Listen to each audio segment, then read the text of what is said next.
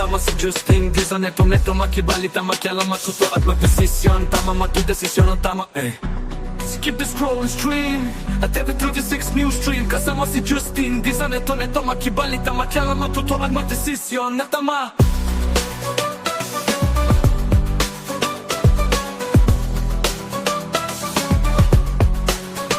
Skip the scroll and stream At every 36 news stream kasama si Justin Di sa neto makibalita makialam matuto at magdesisyon na tama magdesisyon na tama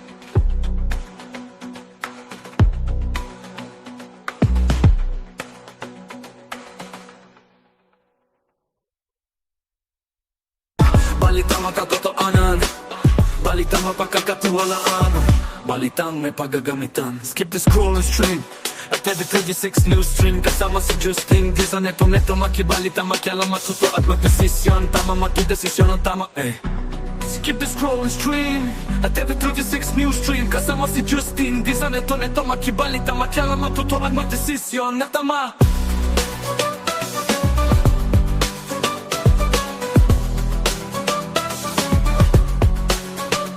The scroll and stream At every 36 news stream kasama si Justin Di sa neto makibalita makialam matuto at magdesisyon na tama magdesisyon na tama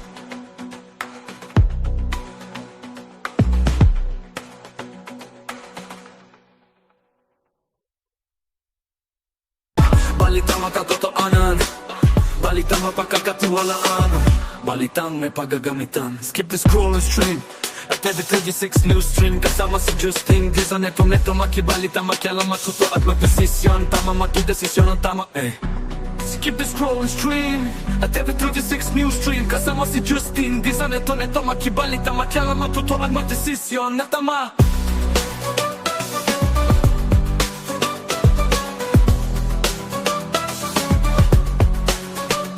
The scroll and stream At every 36 news stream kasama si Justin Di sa neto makibalita makialam matuto at magdesisyon na tama magdesisyon na tama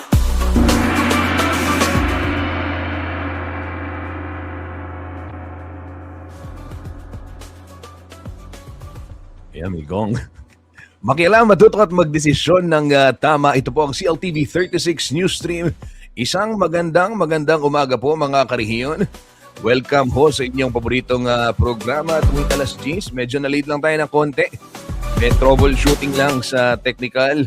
Maraming salamat sa lahat ng mga nakatutok, maagang nagko-comment dito sa ating programa.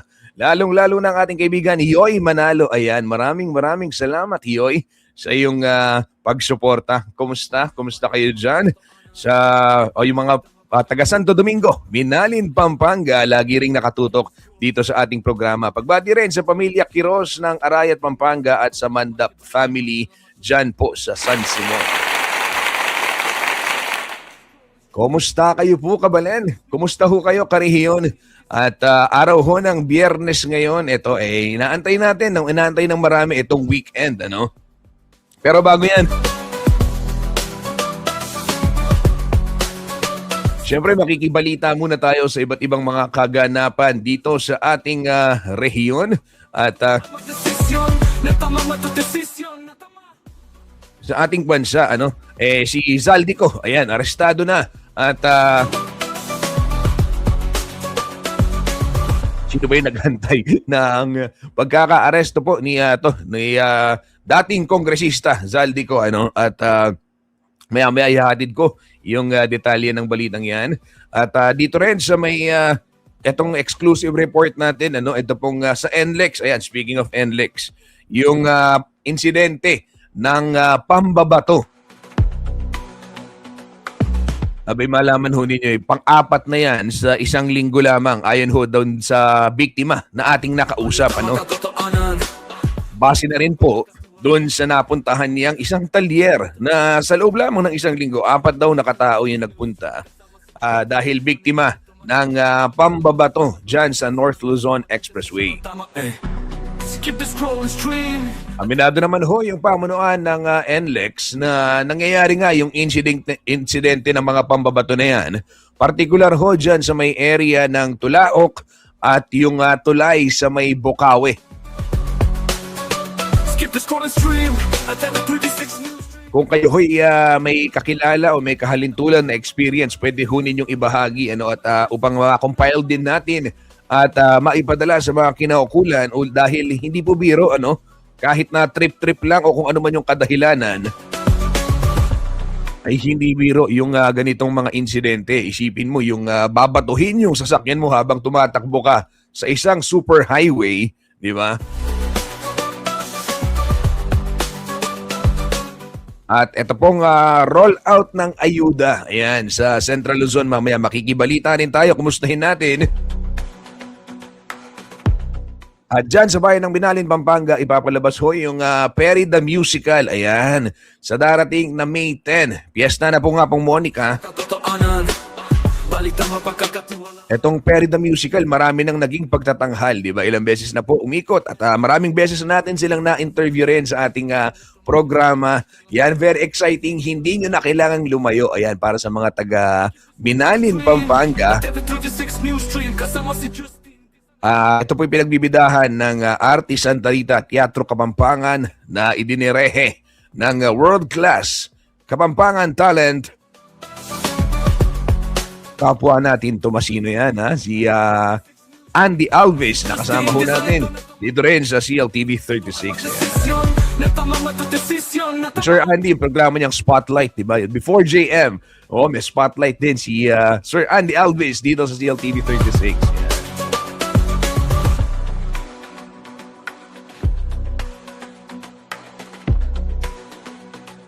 O yan, may kay ko. Actually, ako kumila ko na ako kabisi, may tinda ako. Sabi ni Kuya Joel Steven Manalo, panayan da kanyang fiesta. Ano pa mo? Wapin May tinda ako kasi yan, may tinda ako. Pasensya na. Ayan, magandang umaga. Ako yung Joel Steven Manalo mula po sa Barangay Santo Domingo, Binalin. Maraming salamat sa iyong laging pagsuporta dito sa ating programa. Balitang may paggagamitan. Skip the scroll and stream. Nakatutok din si Amor Jacan mula ho dyan sa Chicago, Illinois. God bless always. Maraming salamat karehiyon. Ingat din sa iba yung dagat. At pagbati sa iyong mga kapamilya, kamag-anak, kaibigan dyan sa Chicago, Illinois. At maraming salamat sa pagsuporta dito sa inyong istasyon, CLTV 36. Yan, nakatutok din si Kuya Paulo G. Santos na alam ko maraming bit na balita para sa atin, lalo na itong pagtutok niya sa DPWH at yung inaasahang inspeksyon dito sa mga proyekto. At yung balita ni Kuya Paulo G. tungkol dun sa mga na-relocate dyan sa Obando o yung biktima ng usok mula sa Navotas. Ayan.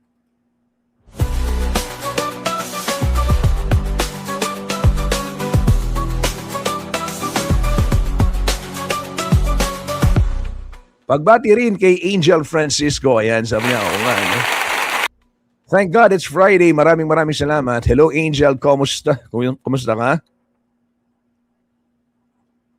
Balitang makatotoanan. Balitang mapagkakatiwalaan. Balitang may paggagamitan. Skip the scroll and stream. Sige po, silipin muna natin ang sitwasyon ng trapiko sa North Luzon Expressway. Alam natin, Biyernes ngayon, maraming mag-uuwian dito po sa ating rehiyon, Central Luzon. Narito na ang traffic situation mula sa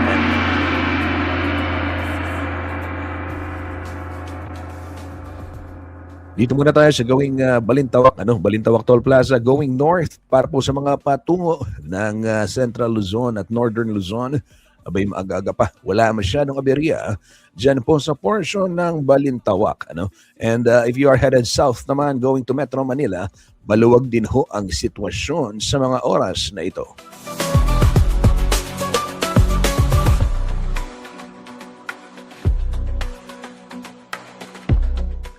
Dito naman ho tayo sa Paso de Blas, Valenzuela southbound lane. Ayan, nakikita natin medyo makapal yung volume but light traffic, continuous traffic flow.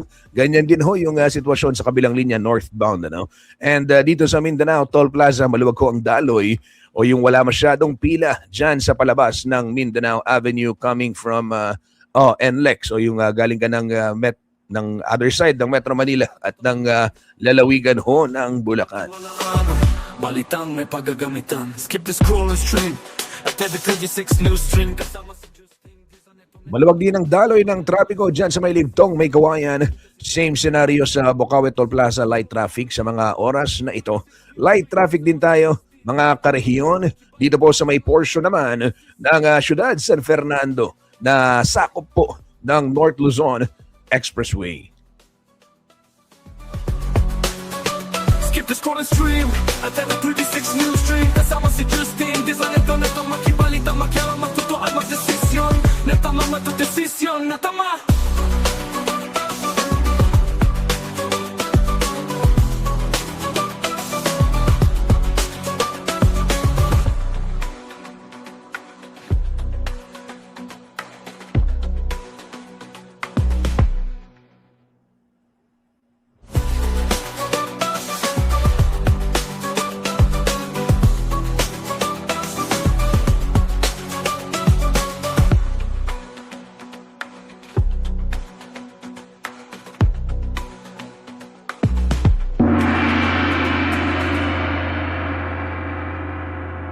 Mula naman sa NLEX, silipin natin sitwasyon ng trapiko dito po sa iba't ibang bahagi naman ng Ciudad San Fernando, Pampanga. Ito, mga karehiyon, yung mga babiyahe po dito sa ating kabisera ng Pampanga.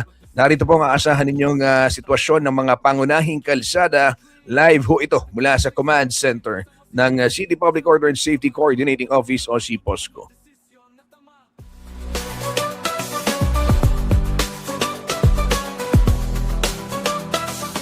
Dito ho sa may boundary ng Angeles City at ng Ciudad San Fernando. Sa mga oras na ito, maluwag ho ang sitwasyon ng trapiko dyan. Same scenario dyan sa may Panings portion, yung going to Phil-Am, Friendship Highway, going to Clark, Freeport, light traffic. Yung mga naghahanap ng gagawin mamaya, meron akong sasabihin sa inyo. Meron hong picnic dyan sa picnic grounds, yung siyak, malapit sa may El Caballo. Ayan, mamaya, papakita ko. Pwedeng pasyalan ngayong weekend. Ayan, marami talagang gagawin sa Clark. Dito tayo sa Holy Angel Village, yung going to Super light traffic ho sa mga oras na ito. Baliti intersection, light traffic din. Dito sa may Sindalan del Rosario portion, light traffic. Maliwalas mo naman, kini pong sakop maimpis, wala akong aberya dyan. Yung mga nagtutungo ng Regional Government Center, light traffic sa mga oras na ito. Sa mga babaybay naman ng Lazatin Boulevard, kung kayo po ay nagagaling ng MacArthur Highway, galing norte dito sa Angeles City, wala masyadong aberya.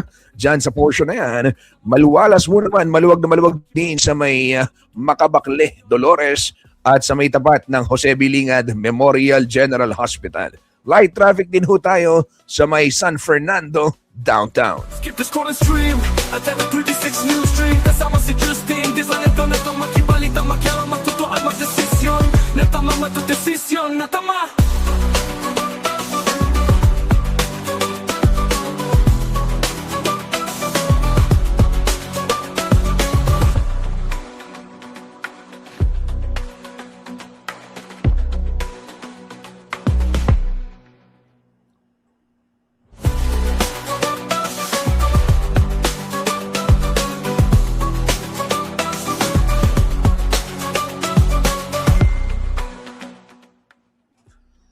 Isang takbuhan, isang komunidad, isang layunin. Clark One Big Run 2026 na. Makisaya at makitakbo kasamang Ateneo Pampanga Student and Alumni Association at Clark City Marathon sa darating na May 3. Araw po yan ng linggo sa PhilInvest Mimosa Plus Clark, Pampanga.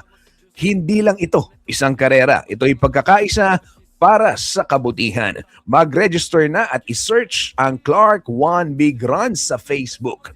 Clark One Big Run, sama-sama sa bawat hakbang.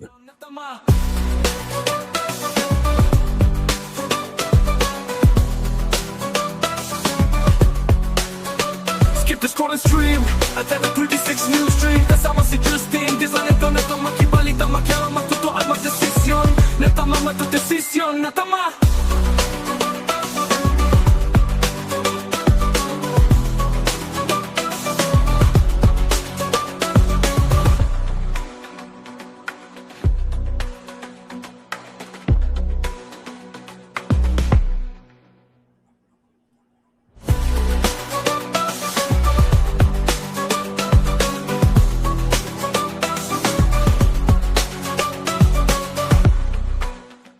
Makibalita naman ho tayo sa Weather Bureau Pag-asa. Narito po ang latest para po sa taya ng ating panahon.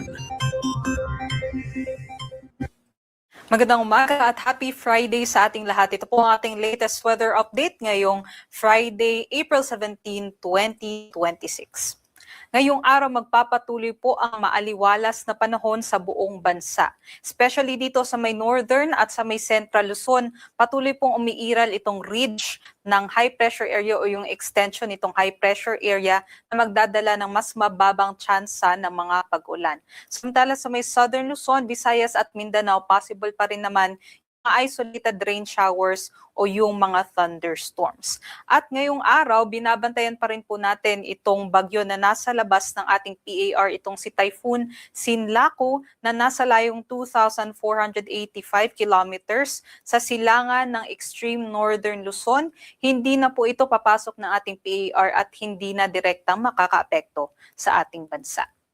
Para naman po sa pagtaya ng ating panahon ngayong araw, ito nga po dito sa may Luzon area, possible po no na magiging mainit at maalinsangan po tayo buong araw. Ngunit yung mga thunderstorms natin ay maaari po nating maranasan especially dito sa may southern Luzon area. At ngayong araw, ito po yung ating agwat ng temperatura. Pinakamataas naman po dito sa may Tuguegarao, 22 to 36 degrees Celsius. Sumunod dito ang Metro Manila at Lawag, 22 to 34 degrees Celsius. At dito naman po sa may Legazpi, 23 to 33, sa may Tagaytay, 21 to 32, at medyo may kababaan pa rin ang temperatura sa Baguio, 16 to 25 degrees Celsius. Dumako po tayo dito sa Palawan, Visayas at Mindanao, mainit pa rin at maalinsangan, although possible pa rin naman yung mga isolated rain showers and thunderstorms, especially pagsapit ng hapon hanggang sa gabi.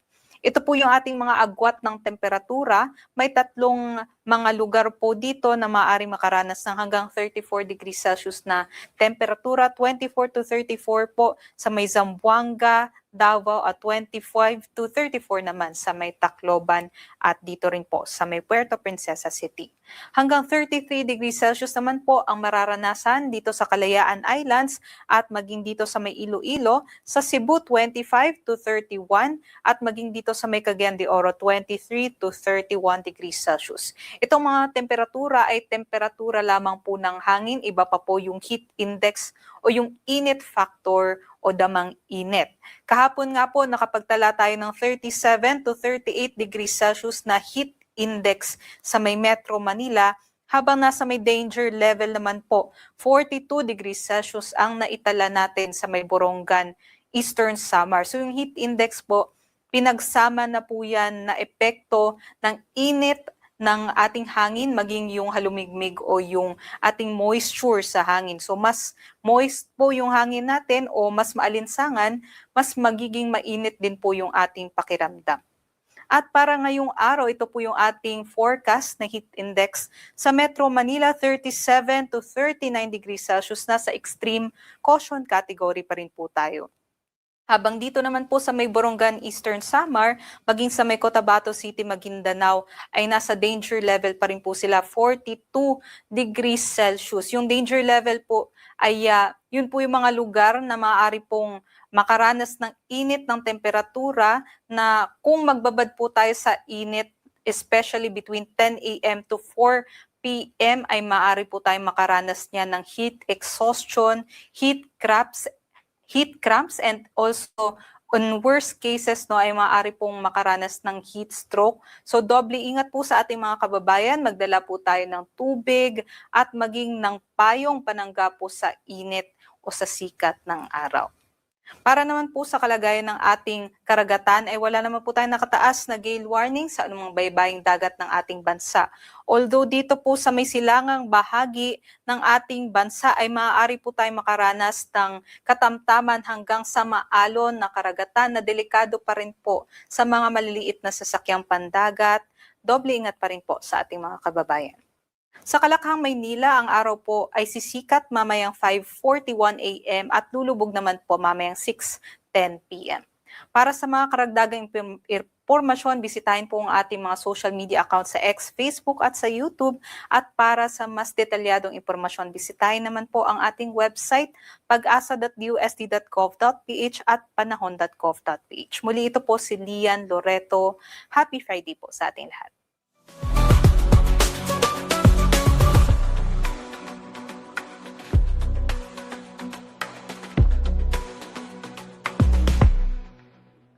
Maraming salamat, Lian Loreto ng DOST Pag-asa para sa Ulat Panahon.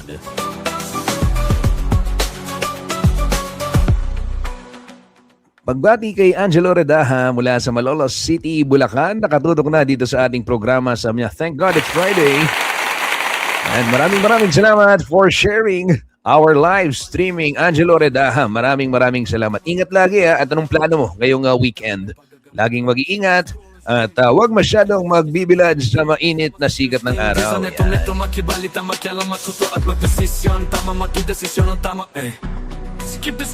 Dito ho sa Central Luzon, inaasahan naman na papalo yung iba't ibang heat index. Dito sa Pampanga, 36 degrees. Ngayon pong araw, batay na rin sa monitoring ng ating Weather Bureau, yung estasyon ho nila dyan sa may Clark Airport. And sa Bulacan, ito mainit-init, San Ildefonso. Pagbati po sa pamilya Varilla dyan sa may Pinaod, San Ildefonso, Bulacan.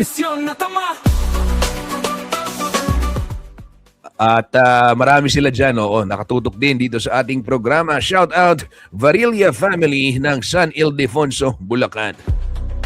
Ayan, 40 degrees, 40 ngayon. Diyan ho sa may San Ildefonso, batay sa forecast ng Pag-asa. Aurora, posibleng umabot din ng 40 degrees ang temperatura, habang 38 naman diyan ho sa bayan ng Kasiguran. Dito naman ho sa Tarlac, at dyan sa may Hacienda Luisita, Tarlac City, batay na rin sa monitoring ng Pag-asa. 38 sa Kamiling. 39 sa Kamiling. 38 degrees naman dyan ho sa Hacienda Luisita, Tarlac City. Habang sa Science City of Muñoz, dyan sa may CLSU, abay 38 degrees Celsius. Ayan. Pagbati sa ating kaibigan ni Eugenio Alcanzare, si Kuya Nine ng Central Luzon State University. Ayan.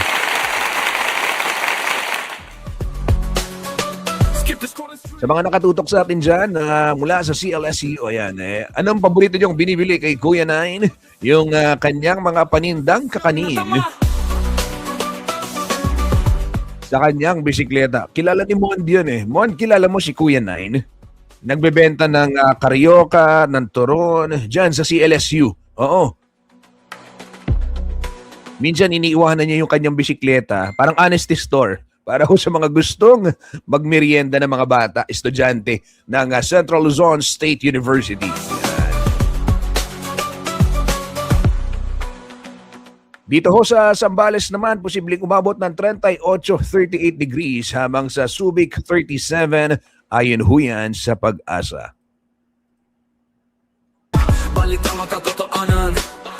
Balitang mapagkakatiwalaan, balitang may paggagamitan. Skip the scroll and stream at every 36 news stream. Kasama si Justin Di sa neto makibalita, makialam, matuto at magdesisyon. Tama magdesisyon ang tama Skip the scroll and stream at every 36 news stream. Kasama si Justin Di sa neto makibalita, makialam, matuto at magdesisyon na tama.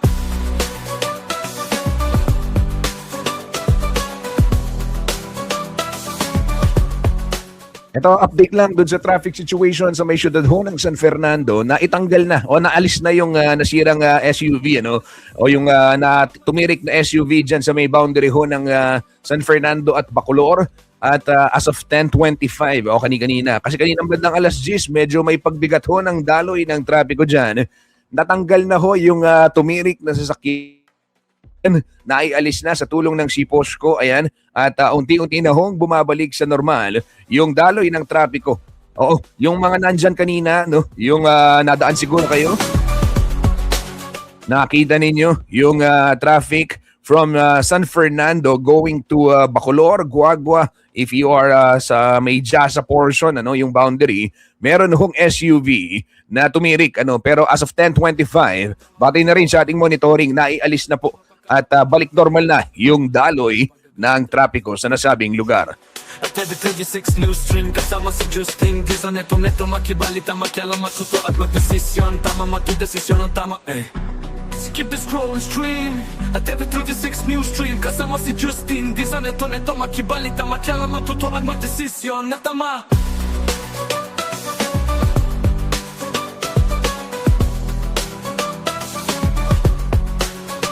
Skip the scroll and stream at every 36 news stream. Kasama si Justin Di sa neto makibalita, makialam, matuto at magdesisyon na tama, magdesisyon na tama. O hindi naman, magdesisyon po ng tama. Ito, pasensya na kayo. Ako yung bearer ng bad news. Ganun talaga. Opo, kailangan kong sabihin, kailangan kong i-anunsyo sa inyo para makapag-desisyon kayo ng tama. Ito po, medyo hindi masyadong magandang balita, lalo't mainit ang panahon. Dito po sa may Santo Tomas, Pampanga, bukas alas 6 ng umaga hanggang alas 6 ng gabi. Wala hong kuryente gawa ng merong preventive maintenance na gagawin ng Pelco 3 dyan ho sa substation nila. Balitang mapagkakatiwalaan, balitang may Konting tiis po, importante yung mga isinasagawang preventive maintenance na yan upang matiyak yung kaligtasan ng distribution o yung power distribution, ika nga, no? Dito rin sa bayan ng Minalin, Pampanga, alas 6 na ning abak, hanggang na pong alas 6 na ning bengi. 6 a.m. to 6 p.m. apektado rin ng nasabing brownout. Ito pong lahat ng barangay ng Minalin, Pampanga. stream at every 36 news stream. Joel Stephen Manalo ng Santo Domingo, Minalin, Pampanga. Koyang Joel, na anong plano mo kay Sabado kanyan? Mamepe ka pa. Kaya kita ang harap. kita ka pa ang tulid kanyan. Makikipagkwento ta pa kitang dalan.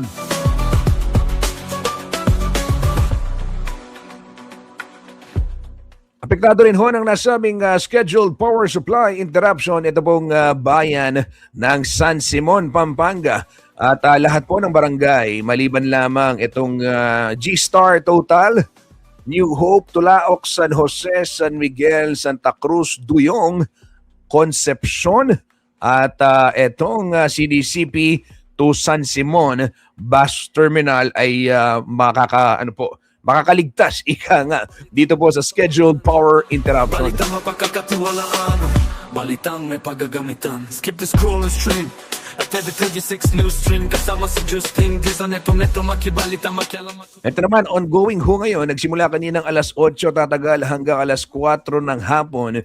Yung ilang bahagi po ng barangay Parian, Mexico, Pampanga, wala rin hong supply ng kuryente dahil sa pole and line maintenance ng Pelco 1.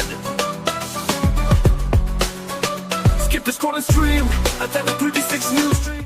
Apektado rin ang nasabing brownout. Ito pong barangay San Carlos and Baritan, dyan sa may Mexico, Pampanga.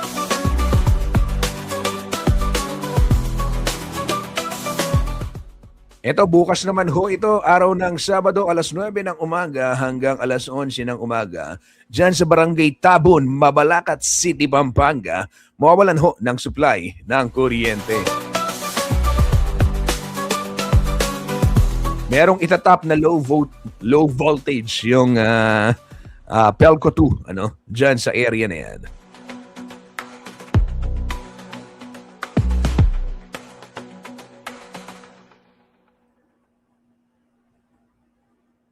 Balitang makatotohanan, balitang mapagkakatiwalaan, balitang may paggagamitan. Skip the scroll and stream at TV36 News Stream. Kasama si Justin Dizon, neto makibalita, makialam, matuto at magdesisyon. Tama magdesisyon. Tuloy-tuloy pa rin tayo sa mga balitang may paggagamitan. Ito naman, water supply o yung water flushing schedule ng Prime Water. Asahan po yan mamayang 1 p.m. to 4:30 p.m. Diyan ho sa may barangay San Miguel and San Francisco. Posibleng mawalan ng supply ng tubig mamayang 1:00 hanggang 4:30 ng hapon. Meron ding gagawing flushing schedule at posibleng mawalan ng supply ng tubig dyan sa may Metro Gate Subdivision, Barangay Kapaya, Angeles City. Ngayon po 3:00 ng hapon hanggang 5:00 ngayong Biyernes yan.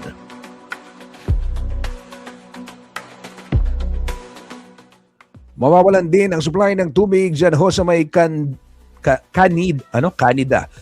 Subdivision, Ninabel Sub, Camachiles, MacArthur Highway, dyan sa may Mabalacat City, mamayang gabi hanggang bukas 5:00 ng madaling araw.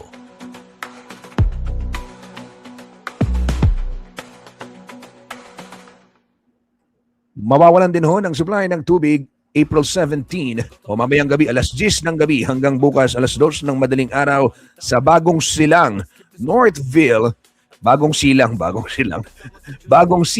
Northville 15 Resettlement, Barangay Kutud, Angeles City. Skip the scroll and stream at TV36 News Stream. Kasama si Justin Dizon, neto makibalita, makialam, matuto at magdesisyon na tama.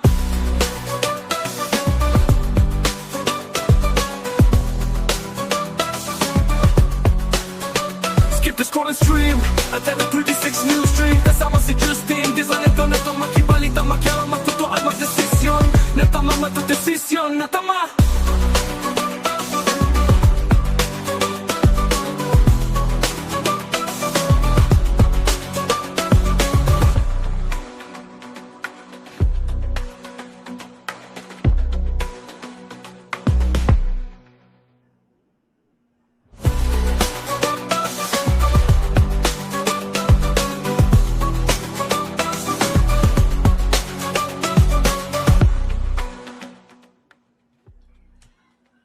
Isang takbuhan, isang komunidad, isang layunin. Clark One Big Run 2026 na. Makisaya at makitakbo kasamang Ateneo Pampanga Student and Alumni Association at Clark City Marathon.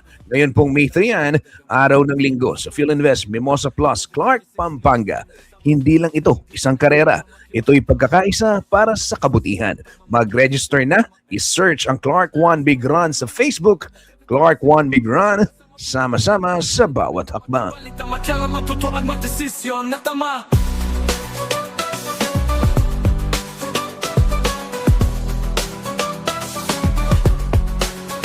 Skip the scroll and stream at TV36 News Stream. Kasama si Justin Dizon, neto makibalita, makialam, matuto at magdesisyon na tama, matudesisyon na tama.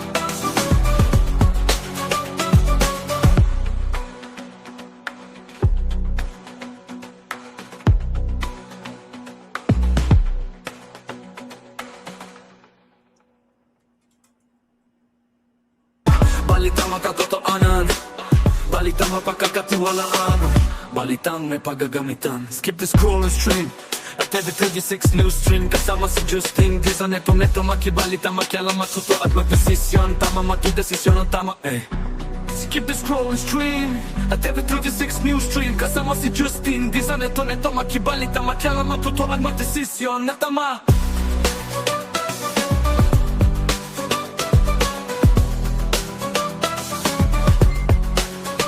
Skip the scrolling stream at every 36 news stream. Kasama si Justin, di sa neto makibalita, makialam, matutuan, magdesisyon na tama, magdesisyon na tama.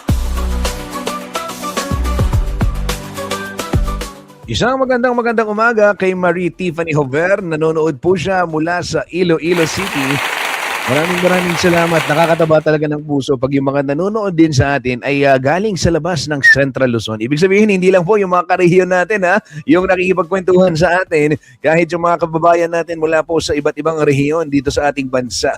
Mali natin, o baka naman taga Central Luzon din si Marie at nandyan sa Iloilo. Pero pagbati ho sa mga taga Iloilo City, maraming salamat Marie Tiffany Hover sa pagtangkilik sa CLTV 36.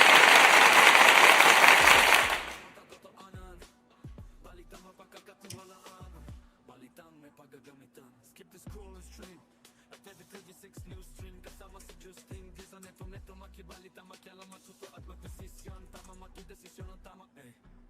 Skip the scrolling stream at every 36 news stream. Kasama si Justin, di sa neto makibalita, makialam, matuto at magdesisyon na tama.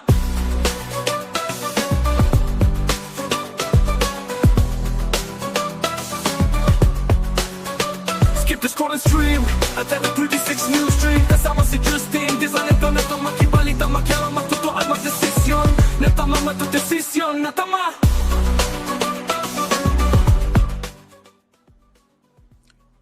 Ito ho mga kabalen, nung kahapon ito ay napansin ng marami sa social media. Naging viral na ho ito at ating nakausap si Ginoong Ace Valenzuela. Siya po itong naging biktima ng pambabato dyan ho sa may North Luzon Expressway.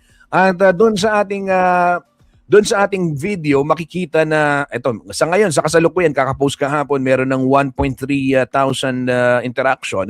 Marami kapampangan ng interaction. Yung interaction natin marami na yung interaction. So ibig sabihin itong video na ito, ayan.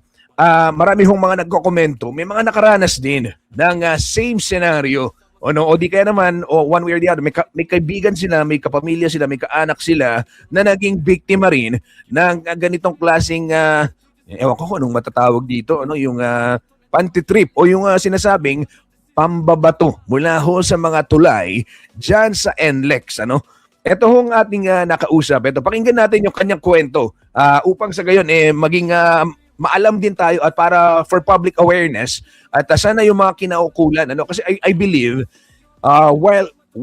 while NLEX o yung pamunuan po ng Metro Pacific Tollways Corporation o yung NLEX management ay merong malaking responsibilidad din sa pagpamanatili ng kaligtasan, of course, ng kanilang pasilidad dahil lalo-lalo na nagbabayad ho tayo dyan. Totoo, hindi biro yung bayad sa expressway.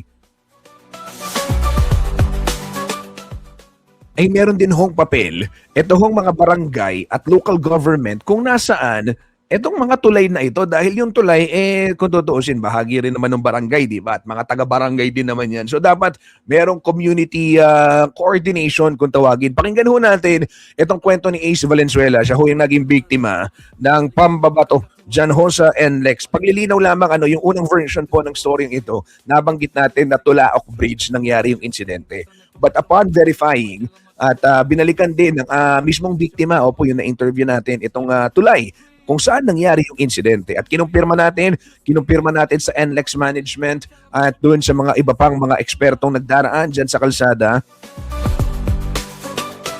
Yun kung tinutukoy paglilinaw, hindi po Tulaok Bridge, ito po yung Santo Tomas Bypass Road na under construction pa rin.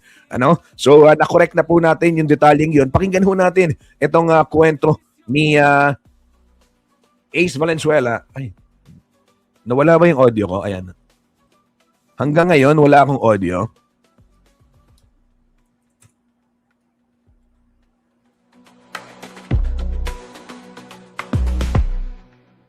Sige, pakinggan muna natin yung kwento ni Ace Valenzuela. During that time, medyo maraming sasakyan nun. So ang takbuhan lang namin noon, mga 60-70 kilometers per hour. That's around between 6 and 6:30. Galing ako ng Clarkstar, pauwi ng Quezon City. Habang nagdadrive ako, near doon sa tulay na yan, may na-notice akong grupo. Hindi mga bata eh. So ang tingin ko doon, since medyo madilim na yan, around 6:30 na yun eh. Parang grupo siya ng mga bata, mga 4 or 5 yun. O kabataan. So syempre, hindi ko naman pinansin masyado dahil ang focus ko is driving. Pagka na-notice ko lang siya sa peripheral vision ko. Then before reaching that particular bridge, biglang ay na, boom. Since familiar ako dun sa mga nangyayari din dun sa NLEX, dahil everyday dumadaan ako ng NLEX, talaga may mga incidents na may nambabato every once in a while dyan, for whatever reason. Hindi ako huminto, kasi kung huminto ako, and good thing, hindi rin lumusot yung bakal na yun, papunta rin sa auto ko. Good thing, tumama siya dun sa lower part ng windshield, kasi siguro kung sa gitna siya tumama, at kung pumasok yun, I'm sure magkakaroon ng major accident doon at pile up. Good thing na rin, medyo may presence of mind pa ako noon kahit na medyo pagod na ako nung maghapon. So hindi ako huminto. So hindi ako nag-sudden brake. Dumiretso ako. I decided to go straight na lang doon sa nearest station with gas station. So nung nakita ko yung damage, nakita ko yung metal na nag-stuck doon sa may pagitan ng windshield and wiper. So, nandun siya. So, kinuha ko yun. Sabi ko, as part of the evidence, and later on, i-turn over ko kay NLEX for further investigation. Yun siya. Hindi na ako nag-report during that time kasi talagang mentally and physically exhausted na din ako. Yes. Then, nung nagpunta ako ng ZBART, they told me na pang-apat ako since last week na nabato sa NLEX. Okay. Kaya niligay ko rin yun doon sa post ko. Sabi ko, grabe pala, kako. Yes. Dami rin pala kako nangyaring incidents na ganyan. Yeah. Alam mo yung feeling, Yes. masakit sa dibdib yun. But good thing na rin, kasi sabi ko nga, walang nangyaring mas malala. At least yung auto ko na lang yung na-damage rather than na-hospital pa ako. Anong sabi ng NLEX? Maganda ng NLEX, they reached out to me last Monday, then immediately right after they saw my post, ginawa nila ako ng report. Well, gumari sila ng internal report nila. At the same time, ginawa na ako ng traffic incident report din na magagamit ko. May document akong hawak coming from them. Dalawang bridge daw yung notorious within NLEX. the vicinity of NLEX. Okay. Number one is that particular Tulaok Bridge na kung saan ako nadali. And the next one is in Bukawe near Petron. Ngayon sabi nila, they will definitely do something about it. But for me kasi, kumikita naman kayo ng malaki doon. So bakit hindi ka maglaan ng facility ninyo na para mabantayan yung area rather than yung mga motorista ang nagdedelikado because of doon sa lack ng kanilang protocol or procedure. Habang binabaybay ko yung NLEX na yon during that time, medyo maraming sasakyan nun. So ang takbuhan lang namin noon, mga 60-70 kilometers per hour. That's around between 6 and 6:30. At 36 News Stream, kasama si Justin. Di sa neto makibalita, matyala matutuan magdesisyon na tama. Inyo pong narinig ang tinig ng ating karehiyon o kababayan na si Ace Valenzuela at yun nga, kanyang naikwento sa atin paano nangyari itong insidente ng pambabato dyan ho sa North Luzon Expressway.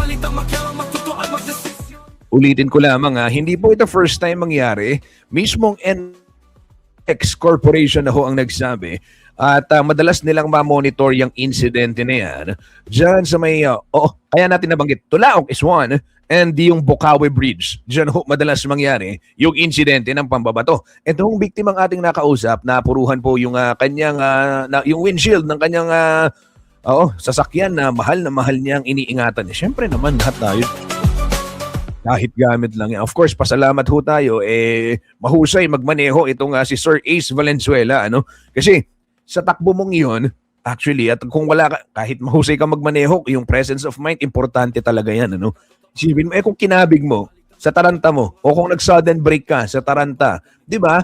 Tapos yung pwedeng mabangga doon sa likod, naku, trahedya. Kung ito nga, sana ho yung mga kinaukulan, bantayan yung vicinity ng kanilang lugar. Yung dagdagaan yung police visibility rin. At of course, NLEX, I think they cannot just simply say na wala silang magagawa dahil I think meron, di ba? Lalo na, basahin natin yung mga comment section. Ang dami rin nagsasabi, of course, you're paying. Hindi biro ang bayad. Mismo itong biktima sinasabi, di ba? So, marami ho, no? Pwedeng may mga engineering intervention, I'm sure.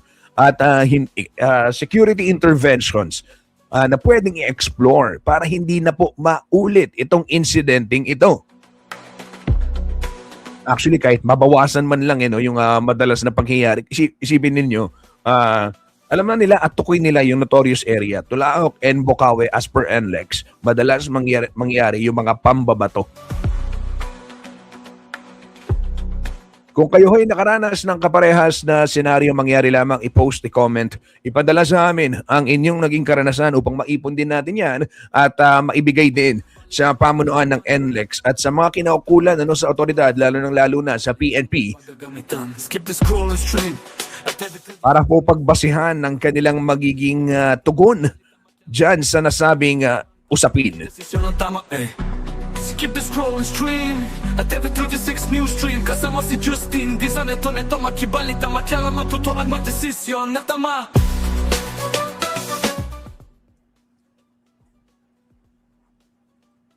Ito naman, isang takbuhan, isang komunidad, isang layunin. Clark One Big Run 2026 na. Makisaya at makitakbo kasama pong Ateneo Pampanga Student and Alumni Association at Clark City Marathon. Ngayon pong darating na linggo, o sa darating na linggo, May 3, sa susunod pang linggo pala to. Sa Philinvest Mimosa Plus Clark, Pampanga. Hindi lang ito karera, ito ay pagkakaisa para sa kabutihan. Mag-register na at isearch ang Clark One Big Run sa Facebook. Clark One Big Run, sama-sama sa bawat hakbang.